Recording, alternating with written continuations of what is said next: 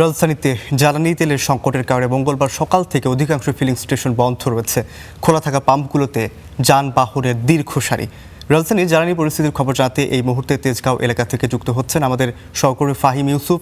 আমরা ফাহিমের সাথেই যুক্ত হব এখন। ফাহিম, বেশ কিছুদিন ধরেই আপনিও জানেন বেশ কিছুদিন ধরে জ্বালানি সংকট দেখা দিয়েছে। তেজগাঁও এলাকার কি অবস্থা, ফিলিং স্টেশনগুলোর কি অবস্থা জানাবেন আমাদের। সেই সাথে আরেকটি বিষয় জানতে চাই, চালক এবং পাম্প মালিক পক্ষ তারা কি বলছে?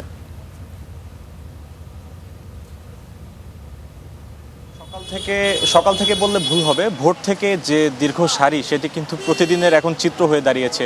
রাজধানীতে তেজগাঁওয়ের মতো একটি গুরুত্বপূর্ণ এলাকায় এখানে যে সকল পাম্পগুলো রয়েছে, এখানকার যদি সবশেষ পরিস্থিতি জানাতে চাই, যে এখানকার যে দীর্ঘ সারি কয়েক কিলোমিটারের, সেটি কিন্তু অনেক দীর্ঘ হওয়ার ফলে রাস্তায় যে অফিস আওয়ারের যে জ্যাম সেটি কিন্তু অনেকটাই বেড়ে গিয়েছে এবং যানজটের কারণেও কিন্তু মানুষের যে ভোগান্তি সেটিও কিন্তু অনেকটা বেড়ে গিয়েছে।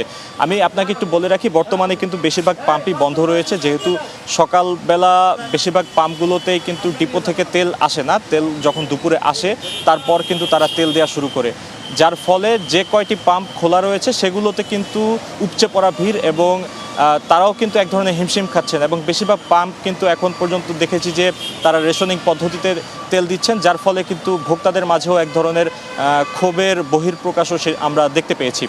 আর আপনি যেমনটি বলছিলেন যে মালিকরা কি বলছেন, মালিকরা বর্তমানে তাদের যে দাবি সেটি হলো এখন পর্যন্ত তারা যতটুকু সরবরাহ পান সে সরবরাহ তাদের জন্য পর্যাপ্ত নয় এবং তারা বলছেন যে গেল 1 মাস কিংবা 2 মাস আগে যেমনটা তাদের বিক্রি হতো তেল, যে পরিমাণ তারা তেল বিক্রি করতেন তার থেকে কিন্তু অনেকটাই বৃদ্ধি পেয়েছে এবং তারা বলছেন যে প্রায় দ্বিগুণ পরিমাণ ক্রেতার যে চাহিদা সেটি বৃদ্ধি পেয়েছে।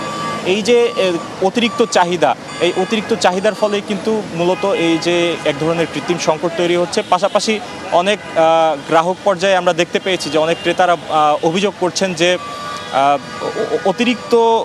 অনেক জায়গায় অতিরিক্ত অবৈধ মজুদের ফলে কিন্তু এ ধরনের একটি কৃত্রিম সংকট কিন্তু হতে পারে এবং সে সংকট মোকাবেলায় সরকারকে দ্রুত নজরদারি বাড়িয়ে, যত দ্রুত সম্ভব নজরদারি বাড়িয়ে তাদেরকে এই অবৈধ মজুদদারদের বিরুদ্ধে ব্যবস্থা নেওয়ার তারা দাবি জানিয়েছেন।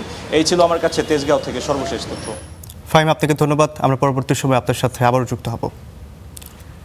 জ্বালানি তেলের সরবরাহ স্বাভাবিক রাখতে ও কালোবাজারি ঠেকাতে বিভিন্ন জেলায় ফুয়েল কার্ড বিতরণের উদ্যোগ নিয়েছে প্রশাসন। এ নিয়ে জানাতে সিরাজগঞ্জ থেকে যুক্ত হচ্ছেন সাজিরুল সঞ্চয়। যেমনটি আসলে দেখছিলাম যে ফুয়েল কার্ড বিতরণের কথা রয়েছে, আসলে এটা কাদেরকে বিতরণ করা হবে, সেই সাথে এই কার্ড নিলে কি কি সুবিধা মিলবে জানাবেন আমাদের।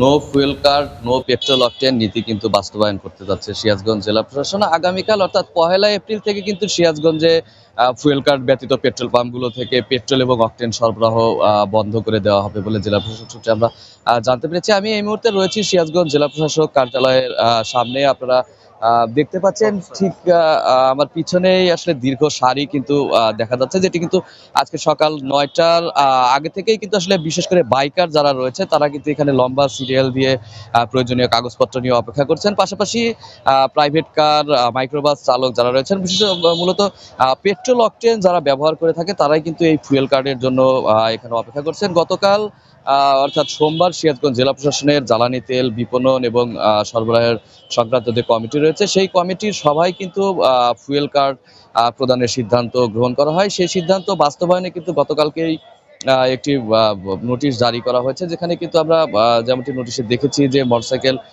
এবং প্রাইভেট কার সহ যারা পেট্রোল অকটেন ব্যবহার করে তাদেরকে কিছু নির্দেশনা দেওয়া হয়েছে, যেমন যানবাহনের বৈধ registration, tax token, fitness certificate, চালকদের ড্রাইভিং লাইসেন্স, পাশাপাশি যিনি আসলে যানবাহনগুলো চালিয়ে থাকেন সেই চালকদের জাতীয় পরিচয়পত্র এবং 1 কপি করে ছবি নিয়ে কিন্তু আজকে সকাল 9টা থেকেই জেলা প্রশাসক কার্যালয়ের যে দুটি বুথ রয়েছে, অর্থাৎ সিরাজগঞ্জ সদর উপজেলার জন্য একটি বুথ এবং সিরাজগঞ্জ পৌরসভার জন্য একটি বুথ, এই দুটি বুথ কিন্তু সিরাজগঞ্জ জেলা প্রশাসক কার্যালয়ে স্থাপন করেছে। এই দুটি বুথে কিন্তু প্রয়োজনীয় কাগজপত্র নিয়ে উপস্থিত হওয়ার জন্য নির্দেশনা দেওয়া হয়েছে। আজকে সকাল 9টা থেকে কিন্তু এই কাগজপত্র দেখে ফুয়েল কার্ড বিতরণ করা শুরু হয়েছে। আমরা সর্বশেষ যতটুকু জানতে পেরেছি যে দুটি বুথে 2জন নির্বাহী ম্যাজিস্ট্রেট নিযুক্ত রয়েছেন, যারা পেট্রোল অকটেন ব্যবহারকারী রয়েছে তাদের সাথে বৈধ কাগজপত্র দেখে তাদের সাথে কিন্তু কথা বলছেন এবং কে কি কাজে নিয়োজিত, আসলে তাদের কি সপ্তাহে কতটুকু পেট্রোল কিংবা অকটেন আসলে প্রয়োজন হয়, সেই বিষয়গুলো তাদের কাছ থেকে শুনে যাচাই বাছাই শেষে কিন্তু তাদেরকে